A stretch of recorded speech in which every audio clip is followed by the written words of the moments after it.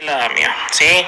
Bueno, ustedes recordarán que ese atentado, ¿sí?, ha marcado un antes y un después, ¿no?, en lo que significa la historia, con lo que significó, ¿sí?, la guerra, ¿sí?, que había con los judíos, ¿no?, y ese odio que existía hacia ellos, que por eso, por supuesto, se produjo ese atentado, ¿sí?, del cual allá el 18 de julio del año 1994 ha dejado en vilo, ¿sí?, las diferencias, ¿sí?, como ocurre obviamente en muchos de los casos.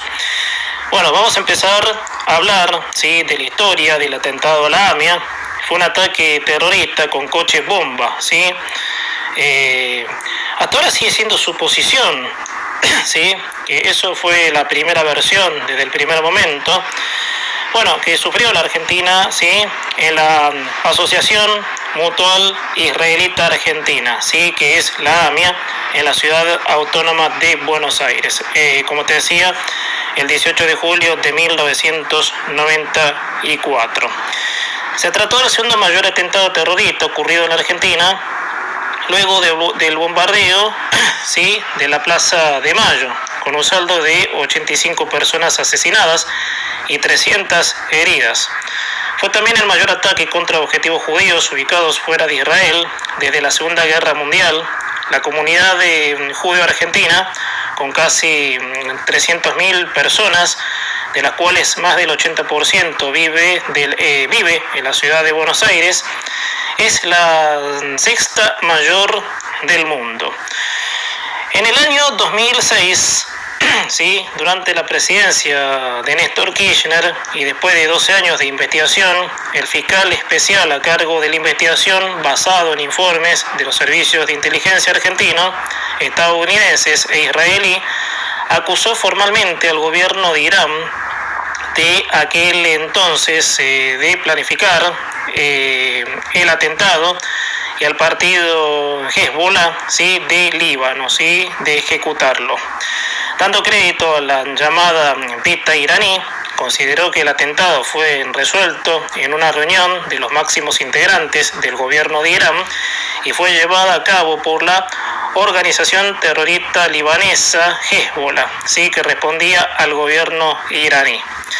Irán, por su parte, negó estar relacionado con el atentado. La justicia argentina imputó a 8 funcionarios iraníes y un ciudadano libanés de ser los autores, contra los que ordenó alertas rojas de captura de la Interpol que fueron aprobadas. Según la investigación, Argentina fue elegida como blanco del ataque tras la decisión del gobierno argentino de suspender un acuerdo de transferencia de tecnología nuclear a Irán. En septiembre del 2003, uno de los imputados, el ex embajador iraní en Argentina, Hadi Solimorpur, fue detenido en Gran Bretaña, acusado de ser partícipe necesario, pero la justicia británica rechazó su extradición y fue liberado. Durante los primeros años de investigación, la justicia argentina, con apoyo de funcionarios del gobierno de Carlos Menem, encubrió el atentado, sigue armando una causa para imputar falsamente a ex policías de la provincia de Buenos Aires que pertenecieron casi a que permanecieron allí casi una década presos y, llevados a juicio. El llamado primer juicio se inició en el año 2001 contra 22 acusados de ser la conexión local y haber facilitado la camioneta con explosivos durante el mismo 2001 y 2004. Los presidentes Eduardo Duhalde y Néstor Kirchner eximieron a los agentes de inteligencia de su deber de guardar el secreto de las operaciones al momento de declarar como testigos, dejando al descubierto un amplio encubrimiento en el que habían participado el juez de la causa, 2 de los 13 fiscales, altos funcionarios del gobierno de Menem y los servicios de inteligencia. El 2 de septiembre del 2004, el tribunal dictó la sentencia absolviendo a todos los acusados y ordenando su liberación. Como consecuencia del fallo, fueron destituidos el juez de la causa, AMIA, Juan José Galeano, y 2 de los 3 fiscales, como José Barrabasia y Emón Mullian, por las supuestas irregularidades cometidas en la investigación, especialmente el pago ilegal de $4.000 a Carlos Tedellín, presunto facilitador de la camioneta utilizada como coche bomba. Cuando menciono el encubrimiento, viene, sí, esto agregándote lo que hoy enfrenta la vicepresidente Cristina Kirchner, que ella es parte de un memorándum que hizo con Irán, ¿sí?, para encubrir obviamente el atentado, ¿sí? Eso por supuesto vale la pena aclararlo. En 2004 el presidente Néstor Kirchner creó una fiscalía especial para el caso AMIA, conocida como UFI AMIA, y designó para dirigir la misma al fiscal Alberto Nisman. Escuchen este pasaje. El último, los 3 fiscales no comprometidos, ¿sí?, en el encubrimiento. En el 2006 el fiscal Nisman, luego de reexaminar toda la causa y cruzar cerca de 300 millones de llamados telefónicos, aseguró tener nuevas pruebas. Entonces el nuevo juez de la causa por el atentado, Rodolfo Canicova Corral, quien reemplazaba así al juez Galeano, volvió a ordenar la captura de los 7 exfuncionarios iraníes y un miembro operativo libanés de Hezbollah acusados por la fiscalía. Desde entonces, los distintos gobiernos argentinos han requerido a Irán, sin éxito, la extradición de sus ciudadanos acusados por el ataque para ser juzgados por un tribunal argentino o extranjero. En 2005, los fiscales Nisman y Marcelo Martínez Burgos informaron que el conductor suicida había podido ser identificado como Ibrahim Hossein Berro, pero 12 años después el FBI realizó el análisis del ADN perteneciente al terrorista muerto en la AMIA y estableció que no pertenecía a Berro. Ese mismo año, el juez Claudio Bonadío fue removido como titular de la causa AMIA por falta de imparcialidad. En 2013, el Congreso argentino ratificó un memorándum de entendimiento Argentina-Irán, firmado por el gobierno argentino con el supuesto fin de destrabar la causa, estableciendo un mecanismo para tomar declaración indagatoria a los iraníes acusados en su país. Sin embargo, en enero del 2015, el fiscal Nisman presentó una denuncia contra la expresidente Cristina Fernández de Kirchner y el ex canciller Héctor Timerman y otros funcionarios, considerando que el memorándum constituía parte de un plan delictivo orientado a encubrir a los iraníes acusados de la causa. En marzo de 2018 se elevó a juicio la causa y la iniciación del mismo depende de la declaración previa del ex jefe de la Interpol, Ronald Noble, solicitada por la defensa y prevista para el primer semestre del 2020. Bueno, acá viene, sí, lo que muchos no podemos olvidar, y es hasta el día de hoy que la muerte de Nisman no puede quedar en el olvido. Bueno, no me quiero salir de la historia, pero es así lo que estoy diciendo. La muerte de Nisman fue, digamos, una seña de la impunidad que tiene el kirchnerismo. Sigo, sí, relatándote esto.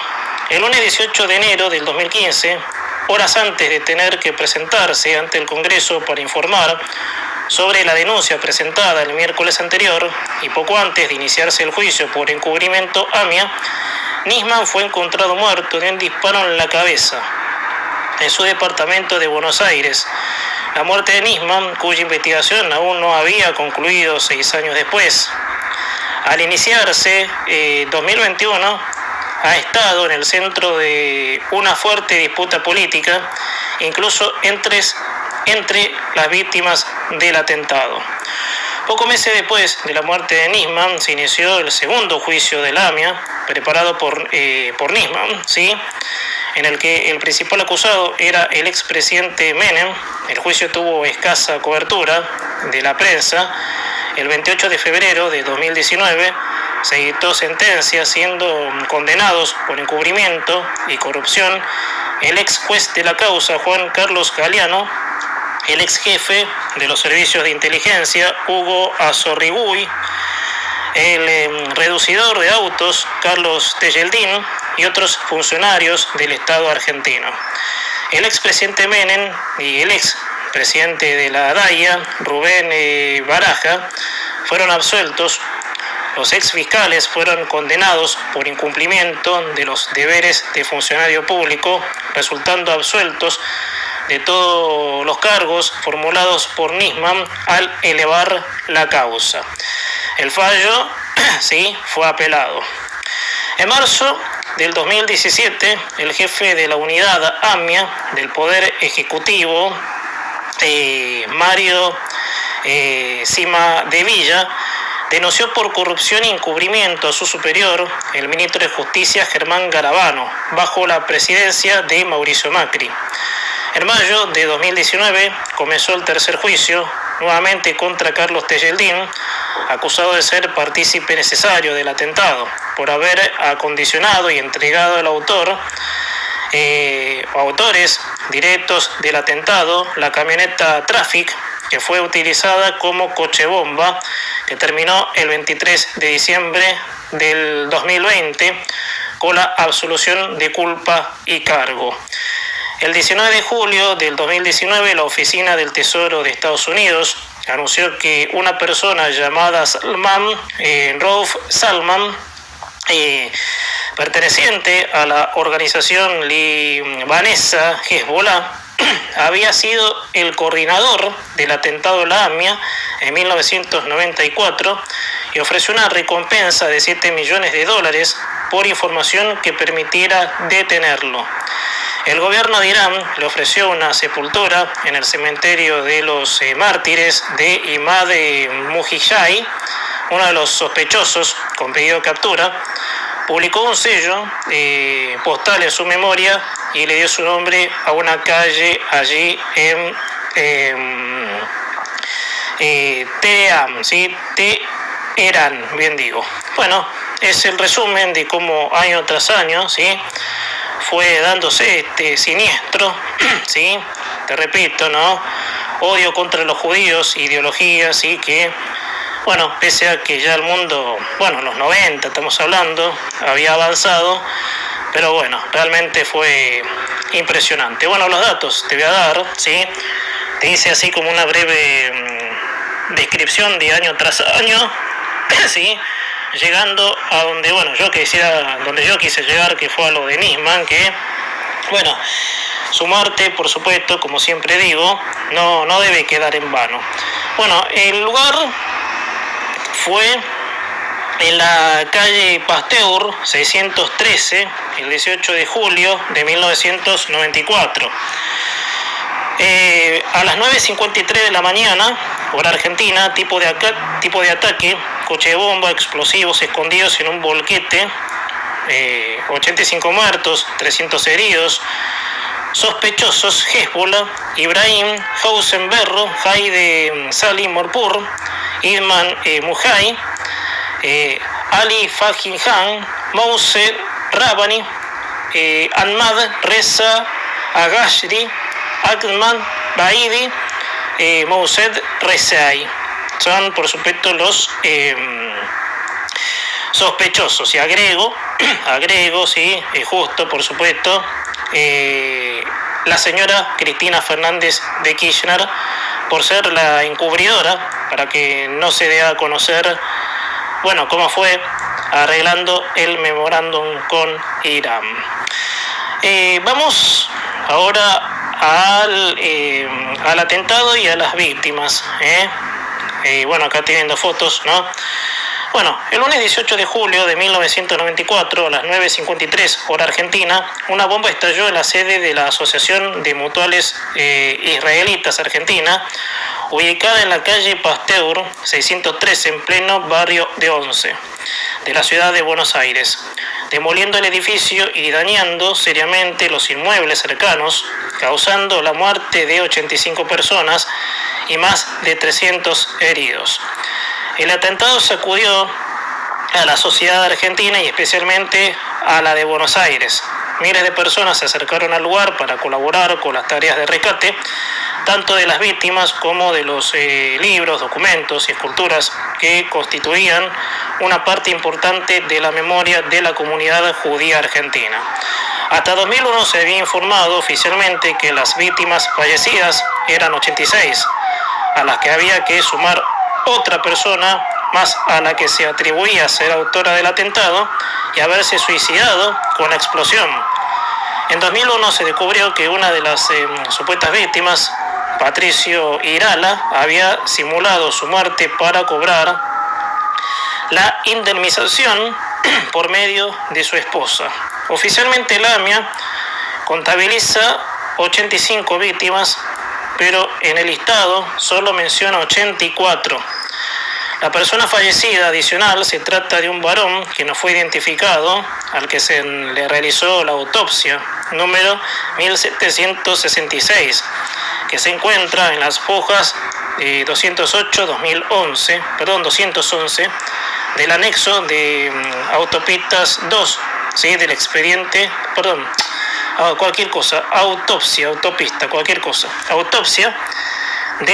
autopsias 2 del expediente judicial. El 10 de agosto de 2016 se identificó a esta víctima como Augusto Daniel Jesús, un joven de 20 años que asistía junto a su madre a un curso para el cuidado de enfermos en la Mutual. Bueno, acá sigo viendo fotos, ¿no?, de lo que fue esa trágica fecha. Víctimas, sus familiares y amigos fundaron 3 organizaciones: Memoria Activa, familiares y amigos de víctimas del atentado contra la AMIA, y Agrupación por el Esclarecimiento de la Masacre Impune de la AMIA, ¿sí?, con el fin de seguir la investigación judicial, preservar la memoria y difundir información. Estas organizaciones se presentaron como querellantes en las causas judiciales y desempeñaron un papel crucial en el descubrimiento de las operaciones ilegales realizadas por la justicia argentina y los servicios de inteligencia para encubrir el atentado. Vamos un poco a la investigación. La investigación inicial quedó a cargo del fiscal federal Maon Mulien y su adjunto José Barbacia y del juez federal Juan José Galeano. La investigación de inteligencia, que ya se venían realizando desde antes del atentado, quedó en manos de Jaime Stiuso, en ese momento jefe de operaciones de contrainteligencia de la CIDE, y Jorge Luis Lucas. En la Policía Federal estuvo a cargo, ¿sí?, el comisario Jorge Fino Palacios. La investigación judicial se realizó mediante 2 causas, ambas a cargo del juez Galeano, la llamada causa AMIA, número 1156, abierta el día del atentado, que tuvo como único detenido a Carlos Alberto Tejeldín, y la llamada causa Brigadas, expediente número 1598, abierta en octubre de 1995, en la que estuvieron varios años detenidos los policías bonaerenses Juan José Rivelli, Raúl Edilio Ibarra, Mario Roberto Barreiro, Anastasio Irineo Leal, Bautista Alberto Juisi, Jorge Rago, Alejandro Burguete, José Miguel Arancibia, Oscar Eusebio Basigalupo, Marcelo Gustavo Albarracín, Claudio Ayala, Daniel Emilio Quinteros, Víctor Carlos Cruz. Las 2 causas tramitaron en forma paralela hasta que en 1999 la Cámara ordenó acumular ambas causas. En 2004 el Tribunal número 3, al pronunciar la sentencia, declaró la nulidad de la causa Brigadas. El juez Galeano viajó a Venezuela para entrevistarse con un ex diplomático iraní de nombre Manoucher Motamer, quien le dio a Galeano los nombres de 4 diplomáticos iraníes en Buenos Aires, a quienes señaló como los autores del atentado. Motamer sería luego señalado como agente de la CIA. En 1995 se conformó una comisión especial investigadora mediante la resolución 1501 de 1995 del Senado de la Nación. Más tarde se conformó la Unidad Especial de Investigación que funcionaba en el ámbito de la Secretaría de Justicia y Asuntos Legislativos, cuyo titular representaba al Poder Ejecutivo Nacional ante la Comisión Investigadora integrada por el Departamento Unidad de Investigaciones Antiterroristas de la Policía Federal Argentina, la Dirección de Terrorismo Internacional y Delitos Transnacionales de la Secretaría de Inteligencia de Estado, la División Antiterrorista de la Prefectura Naval, la División Coordinación de Actividades Antiterroristas de la Dirección Nacional de Gendarmería Nacional, el Departamento de Inteligencia de la Dirección Nacional del Servicio Penitenciario Federal, la Oficina Anticorrupción del Ministerio de Justicia y Derechos Humanos. La Unidad Especial de Investigación presentó un informe en el que mostraba sus lineamientos para la investigación, en los que sugerían profundizar las líneas de pesquisa que pudieran derivarse del informe de inteligencia titulado Temática AMIA. La conexión internacional, el esclarecimiento del atentado terrorista y la individualización de sus autores, confeccionado por la Secretaría de Inteligencia en el marco de la investigación del atentado. Para la investigación se autorizó el acceso a la documentación de la Secretaría de Inteligencia, de la CIDE, se ofreció una recompensa de 3 millones de pesos, protección a los testigos, identidad reservada, amparo en la ley del arrepentido, hasta incluso la conmutación de la pena a quien pudiera aportar información verídica para resolver el caso. El 18 de julio de 1997, durante el acto en la memoria de las víctimas, al cumplirse el tercer aniversario del atentado, una de las familiares, Laura Gimberg, pronunció un duro discurso denunciando al entonces presidente Menem y al vicepresidente Eduardo Duhalde de encubrir la conexión local. El discurso obró como desencadenante de la división del grupo de familiares y víctimas de la comunidad judía ante el gobierno y la manera en que se estaba llevando adelante la investigación. En 2001 se inició un juicio oral contra 22 acusados de ser la conexión local y haber facilitado la camioneta con explosivos. Entre ellos el ex comisario de la policía bonaerense, Juan José Rivelli, y Carlos Tejeldín. El juicio contó con la presencia de un observador de la Comisión Interamericana de Derechos Humanos. El Estado sostuvo la acusación con los mismos fiscales de la investigación, Eamon Mulien, José Barbacia y Nisman. Las víctimas y familiares se presentaron a través de 2 querellas. Una querella unificada de la AMIA, la DAIA, y un grupo de familiares, y una querella independiente de memoria activa, que cuestionó la investigación y al juez Galeano. APEMIA rechazó el juicio oral y lo consideró una maniobra de encubrimiento por parte del Estado argentino. El juicio finalizaría 4 años después, con la absolución de todos los acusados y la orden de enjuiciar por encubrimiento al juez. A los fiscales que actuaron desde el inicio, al principal dirigente de la comunidad judía y altos funcionarios del gobierno. En 2008, el periodista estadounidense Gerrit Porter realizó una amplia investigación sobre el atentado, entrevistando entre otros a los agentes del FBI, de la Embajada de Estados Unidos, que asistieron a la Argentina en la investigación, concluyendo que nunca se encontró evidencia que implicaría a Irán. Luego de pasar varios meses entrevistando funcionarios de la Embajada de Estados Unidos en Buenos Aires, familiarizados con la investigación argentina, la cabeza del equipo del FBI que asistió a la investigación y al investigador argentino independiente con mayor conocimiento del caso, dice: encontré que nunca se encontró ninguna evidencia real que implicara a Irán en el bombardeo basado en estas entrevistas y en los registros documentales de la investigación.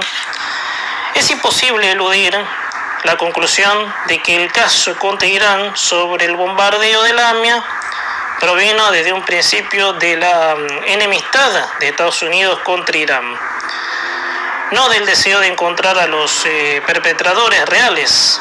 Esta era una carta que escribió, así como breve como contundente, el periodista Gareth Porter en el año 2008. En 2003, después de 9 años de investigación, la justicia argentina acusó formalmente al gobierno de iraní de planificar el atentado y al Hezbollah de ejecutarlo, imputando a 8 funcionarios iraníes y un ciudadano libanés de ser los autores, contra los que ordenó alertas rojas de captura del Interpol, que fueron aprobadas según la investigación del juez Galeano. Argentina fue elegida como blanco del ataque tras la decisión del gobierno argentino de suspender un acuerdo de transferencia de tecnología nuclear a Irán. Irán, como respuesta, ordenó la captura de 5 ciudadanos argentinos: Carlos Corach, que era ministro del Interior; Rubén Beraja, dirigente de la DAIA; Juan José Galeano, el juez; Eamon Mulien y José Barbacia, los fiscales.